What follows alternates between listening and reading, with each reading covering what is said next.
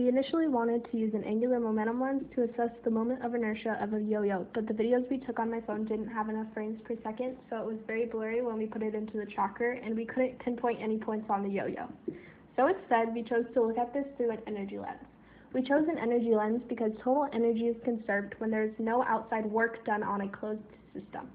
The total energy transition for both the yo-yo with and the yo-yo without the pencils is potential energy of the system turning into the linear plus the rotational kinetic energy of the system as it's unraveling.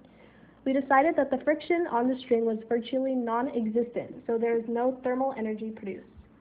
Therefore, the two systems should be comparable because the change in potential energy has to be equal to the change in linear kinetic energy plus the change in rotational kinetic energy.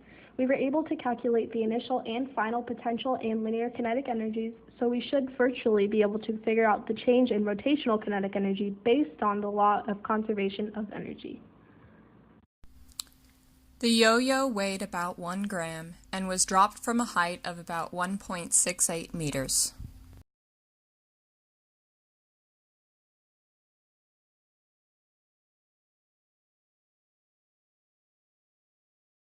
For the yo-yo without a pencil, this means that initial potential energy can be calculated as mass times gravity times height. This means that the change in potential energy of the yo-yo without pencils is 0.0088 joules. Following the same formula for the yo-yo with pencils, this means that the change in potential energy is 0.0132 joules. To calculate kinetic energy, the formula 1/2 mv squared was used. The change in kinetic energy was calculated by setting initial kinetic energy to 0 and calculating the final kinetic energy as 1/2 mass times the final velocity squared.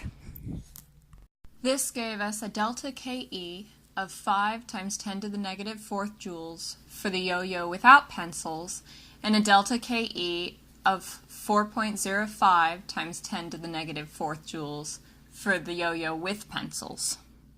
The delta Pe and delta Ke were then plugged into the formula delta Pe equals the delta Ke linear plus the delta Ke rotational.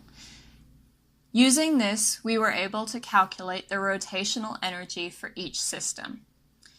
The yo-yo without pencils had a rotational energy of 0.0083 joules. The yo-yo with pencils had a rotational energy of 0.0128 joules. Finally, we decided to compare the two yo-yo's angular velocities. We calculated the moment of inertia for each yo-yo using the formula I equals mr squared. Angular velocity was found using the formula square root of rotational energy divided by half the moment of inertia. Both angular velocities were very high, but this makes sense as we were unable to calculate them with a video. The yo-yo with the smaller moment of inertia had a higher angular velocity, which makes sense given the law of conservation of momentum, as its smaller moment of inertia allows for it to have a larger omega.